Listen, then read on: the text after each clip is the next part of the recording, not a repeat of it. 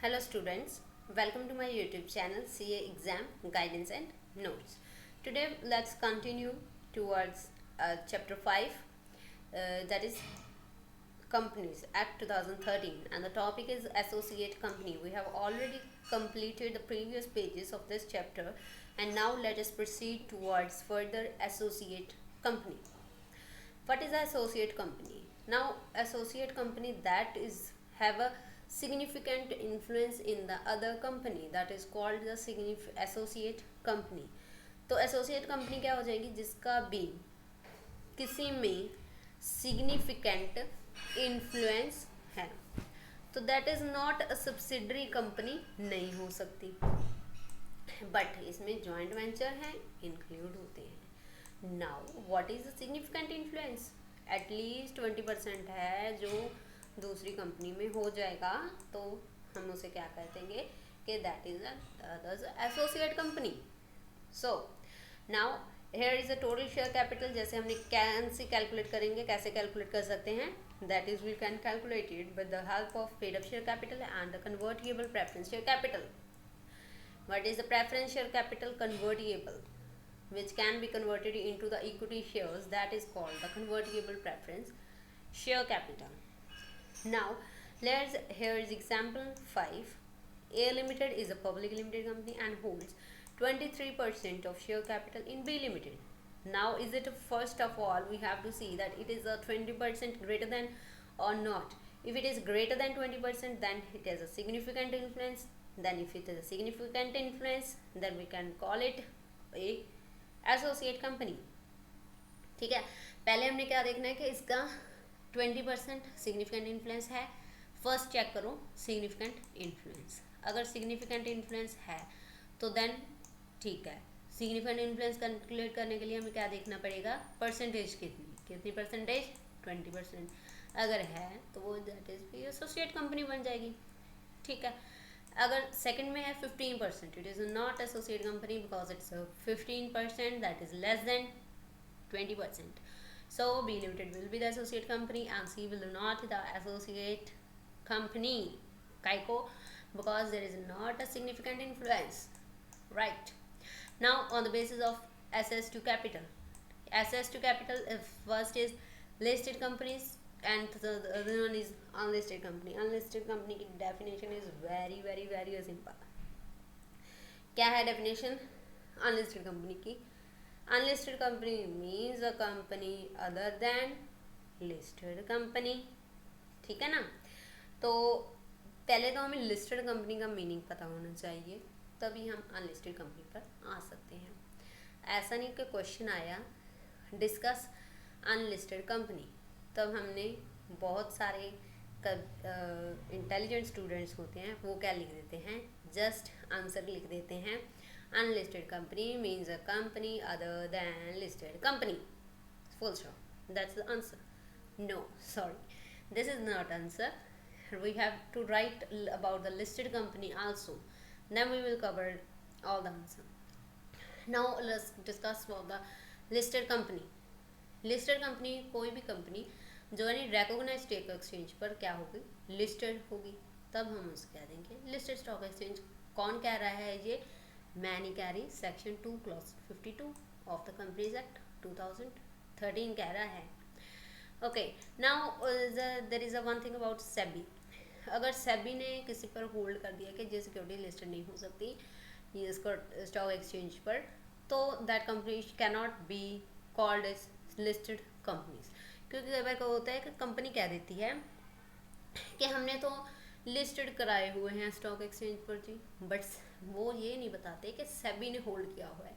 सेबी की अभी कंसल्टेशन चल रही है, तो जो भी होल्ड हुआ होगा मतलब अभी रजिस्टर्ड नहीं होंगे, लिस्टेड नहीं हो स्टॉक एक्सचेंज पर, तब हम उसे लिस्टेड कंपनीज भी नहीं कह सकते. So now there is a example. Scan Steel Rods Limited is a public limited company. पहले क्या होगा? कोई भी कंपनी को बनना पड़ेगा जी पब्लिक लिमिटेड कंपनी. ठीक है जी. फिर क्या करेंगी? वो अपने शेयर्स कराएंगी स्टॉक एक्सचेंज पर लिस्टेड, स्टॉक एक्सचेंज पर लिस्ट कराने के लिए बहुत सारे सेबी ने प्रोसीजर्स हैं, गाइडलाइंस हैं, फॉलो करनी पड़ती है, तभी लिस्टेड होती हैं, ऐसे वैसे नहीं होती। तो कहते हैं कि इसने रजिस्टर्ड करा ली, अपनी सिक्योरिटीज़ हैं जो लिस्टेड करा ली हैं स्टॉक एक्सचेंज पर, तो बन गई जो लिस्टेड कंपनी जी। ठीक है, तो ट्रेडिंग कर सकती है कैपिटल मार्केट में। अनलिस्टेड कंपनी की तो मैंने आपको डेफिनेशन स्टार्टिंग में ही बता दी थी कि क्या है, देख सकते हो। Now other companies is the first government company. Government company, any company in which not less than 21% of the paid up share capital is held by, मतलब के not less than, sorry गलत हो गया, not less than 51%, मतलब के ज़्यादा को 51% से ज़्यादा स्टेक है जो किसका होगा, गवर्नमेंट का। कौन सी गवर्नमेंट, सेंट्रल, स्टेट या फिर पार्टली भी हो सकती है, partly state, partly centre, partly 1 और 2 स्टेट्स हो सकती हैं। So there is a diagram very good mentioned here, you can see. Now B is a foreign company, नाम से ही पता चल रहा है कि फॉरेन कंपनी। फॉरेन कंपनी का मतलब जो भी कंपनी रजिस्टर्ड हुई है, इनकॉर्पोरेट हुई है आउटसाइड इंडिया, बट उसे बिजनेस तो करना है इंडिया में, तो प्लेस भी चाहिए इंडिया में। So here is the place of business in India, whether it self, चाहे खुद कर रही है कंपनी या कोई एजेंट अपॉइंट किया है या अदर इलेक्ट्रॉनिक मोड से कर रही है। And second is conduct any business activity in India और in any other manner.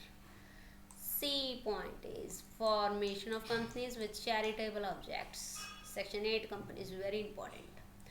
Section 8 companies होती हैं जो कि कंपनीज फॉर्म्ड हुई होती हैं with the motive not for profit, main इनका मोटिव प्रॉफिट अर्न करना नहीं होता, जस्ट जो मतलब इनको प्रॉफिट हो रहे होंगे तो इन्होंने अपने ऑब्जेक्ट्स में ही दोबारा से दोबारा वो क्या करना है, इन्वेस्ट करते रहना है। जैसे कोई एजुकेशन में कंपनी ओपन की है, लाइक कोई स्कूल है, कॉलेज है, तो हमने क्या करना है, for the betterment of education के लिए देखेंगे कि क्या क्या कर सकते हैं। Like we can open science labs, sports activities, other curricular activities, and can give some advantages to the students who will perform the better performance in their school activities, in their exam, then that is मतलब कि हो गया कि सारे जो भी company के उसके ऑब्जेक्ट्स होंगे उसमें ही पैसा इन्वेस्ट करना है।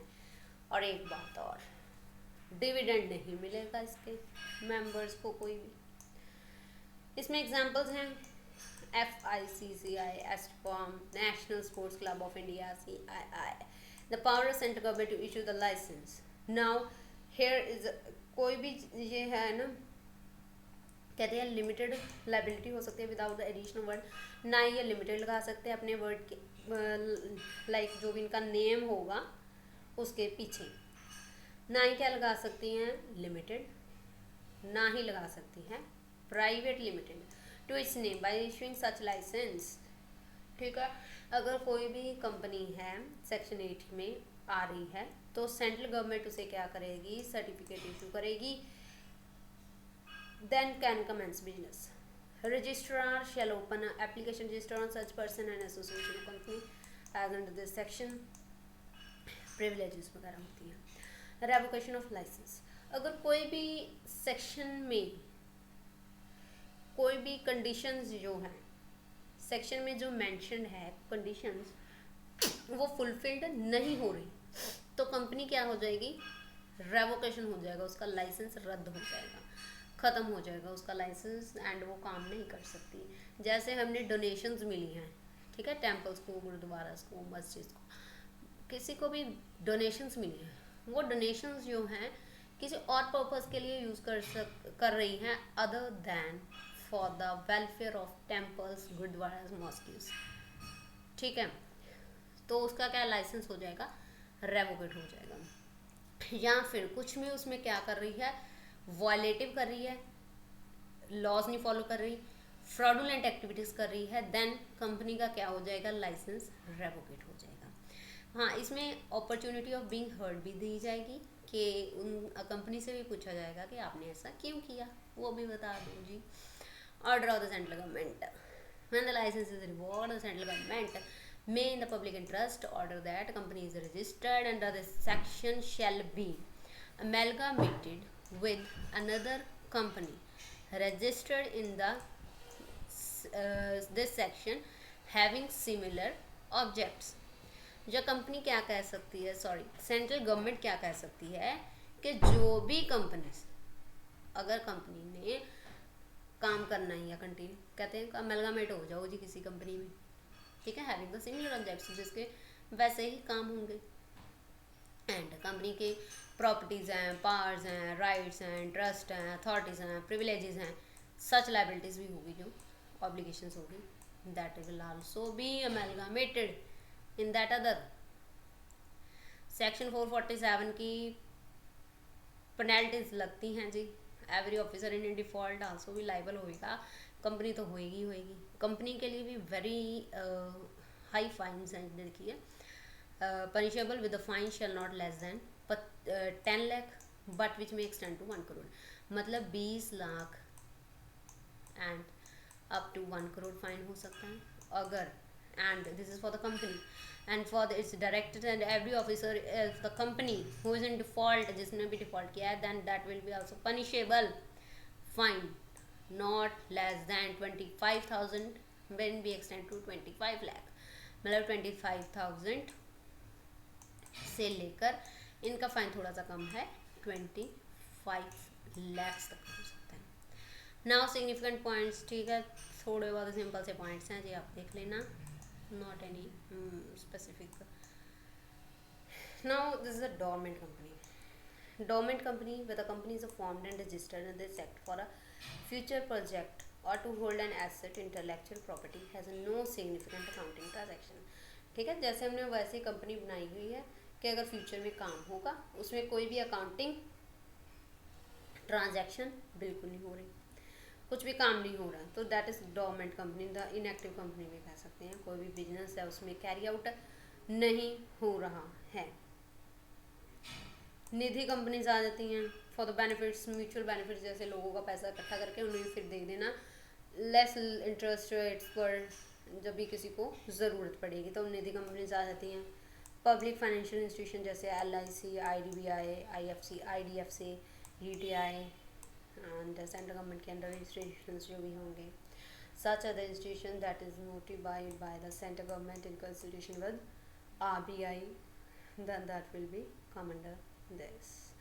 Now let us finish till here and we will continue this into our next lecture from 18 page mode of registration या incorporation of companies. Till stay safe, stay study, ठीक है, पढ़ते रहिए और काम करते रहिए। Thank you.